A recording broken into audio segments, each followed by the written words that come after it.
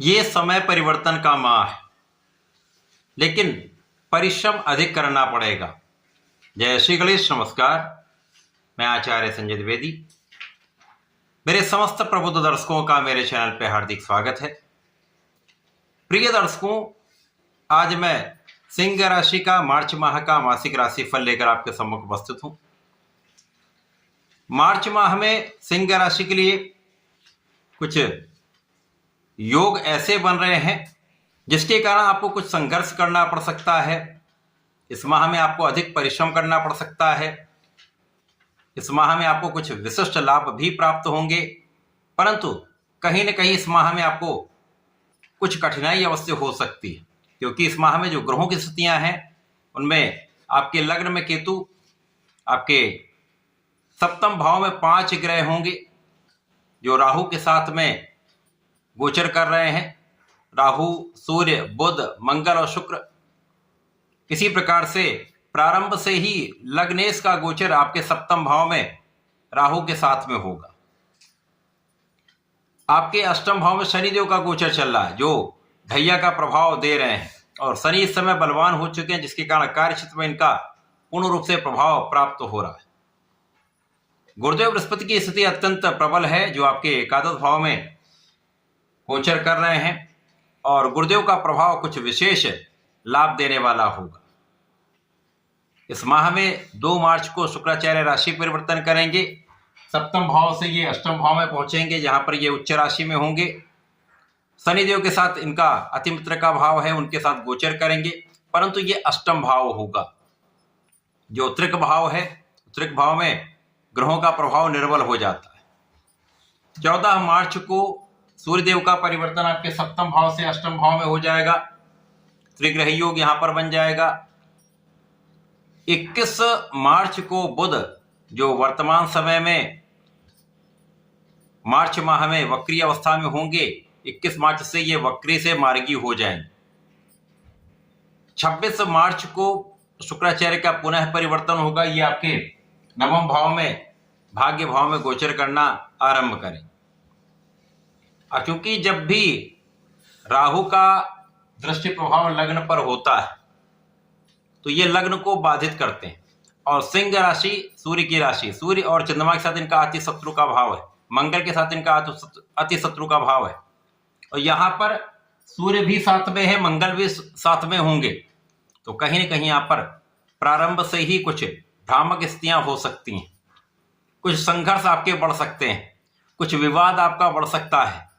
अब वाणी के कारक और धन के कारक, लाभ के कारक बुध भी साथ में होंगे, तो इस समय में प्रारंभ में जो स्थिति बन रही है उसमें कुछ स्थितियां ऐसी होंगी जब आपको स्थिर कर देंगे, आपके कार्य क्षेत्र को, आपके मानसिक क्षेत्र को, आपके स्वास्थ्य के भाव को ये निर्बल कर देंगे।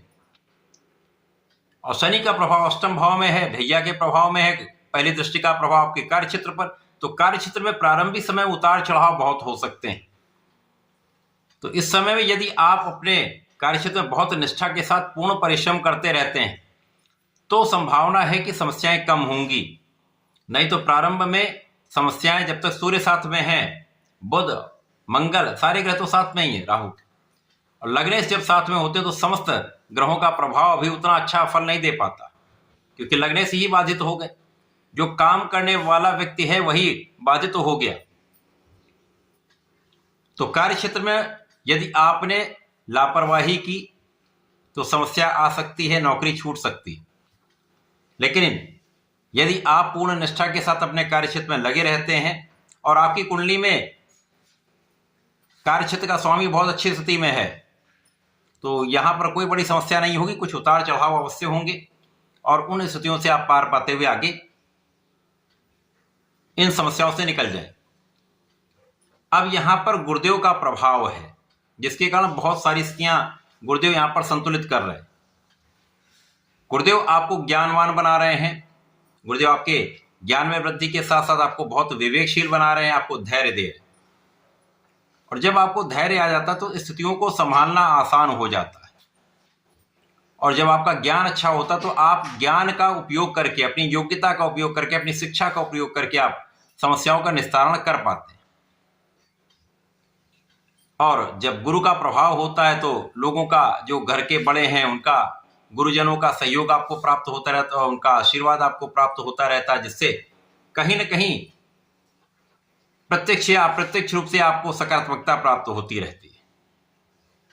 अब यहाँ पर सूर्य को गुरुदेव बल देंगे तो आपके नेतृत्व की क्षमता तो अच्छी है, आपका बुद्धि बल भी अच्छा है, आपके अंदर पराक्रम भी अच्छा है, परंतु ये जो बाधक स्थिति बन रही है जिसके कारण आप अपना संपूर्ण प्रयास नहीं कर पाएंगे, या आप अपने विचारों में आप एकात्मकता नहीं ला पाते, ये आप सर्टेन चीजों को कहीं ना कहीं इधर डिविएट हो जाते हैं।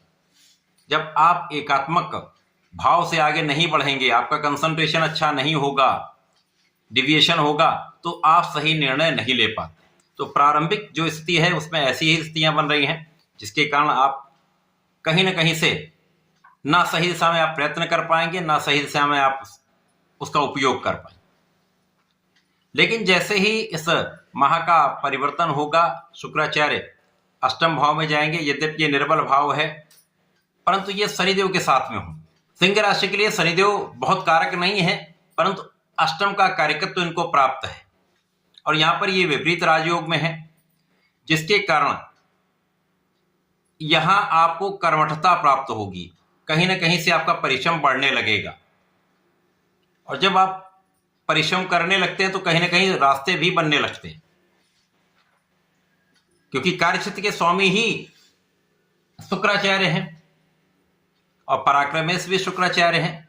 और जब शुक्र को बल मिलेगा तो ही आप अपना सही दिशा में प्रयत्न कर पाएंगे, संपूर्ण प्रयास कर पाएंगे। तो यहां से आपके कार्यक्षेत्र में आपका प्रयास पहले से अधिक हो जाएगा, निरंतरता आ जाएगी। और जब 14 मार्च को सूर्यदेव का राशि परिवर्तन आपके अष्टम भाव में होगा, सूर्य को कोई त्रिकदोष नहीं लगता है। यहां पर ये मीन राशि में होंगे जो गुरुदेव बृहस्पति की राशि है, और गुरुदेव बृहस्पति की स्थिति अच्छी है, जिसके कारण शनि, सूर्य और शुक्र का जो त्रिग्रही योग बनेगा वो आपको पहले से अधिक लाभ देना आरंभ कर देगा। अब यहां पर लग्न पहले से अधिक अच्छी हो जाएगी, लग्न का बाधक प्रभाव हट जाएगा और यहां पर कुछ अचानक धन प्राप्ति का अवसर आपको मिल जाएगा। आपको पिता के सहयोग से अथवा पैतृक संपत्ति से अचानक धन प्राप्ति हो सकती है। यहां पर परिवार का सहयोग भी मिल जाता है, यहां पर भाई बहनों का सहयोग भी मिल जाएगा, अच्छे मित्रों का साथ प्राप्त हो जाता है। तो कहीं ना कहीं आप समस्याओं से निकलना आरंभ हो जाते हैं, आप समस्याओं का निस्तारण करना आरंभ कर देते हैं और यहां पर आपका आत्मबल पहले से अधिक अच्छा हो जाता है। इसके पश्चात जब बुध मार्गी होकर आगे बढ़ेंगे, अब यहां पर बुध अत्यंत महत्वपूर्ण ग्रह हैं जो लाभ और धन के स्वामी हैं। तो राहु के दुष्प्रभाव से ये दूर होंगे, जड़ दोष दूर होगा, तो लाभ और धन के मार्ग प्रशस्त होने लगेंगे। तो आपका किया हुआ प्रयत्न, आपका किया हुआ प्रयास यहां पर आपको आगे बढ़ाने में सहायता करेगा और धन के मार्ग बनने लगेंगे। और 26 मार्च को जब शुक्राचार्य आपके अष्टम भाव से नवम भाव में आ जाएंगे तो यहां से आपकी स्थिति परिवर्तित हो जाएगी। इसीलिए ये माह परिवर्तन का है। यद्यपि इस माह में आपको अधिक परिश्रम करना पड़ेगा, अधिक प्रयास करने पड़ेंगे, एक एक कार्य के लिए आपको कई कई बार लगना पड़ेगा, छोटे छोटे कार्यों के लिए भी अधिक प्रयत्न करना पड़ेगा, आपको अपने 100% से भी अधिक प्रयास करना पड़ेगा। तो जिसको कहते हैं जी जान लगाकर कार्य करना, वो आपको करना पड़ेगा, तब आपको रास्ते मिलेंगे।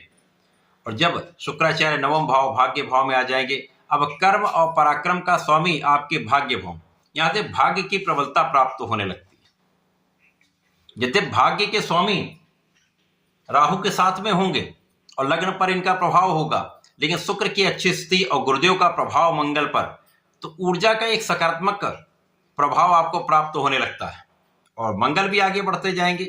और जब इस सकारात्मकता आपको प्राप्त होती है तो ऊर्जा का सही दिशा में आप उपयोग करने लगते हैं, भाग्य का साथ भी मिल जाता है, आपका परिश्रम भी अच्छा हो जाएगा।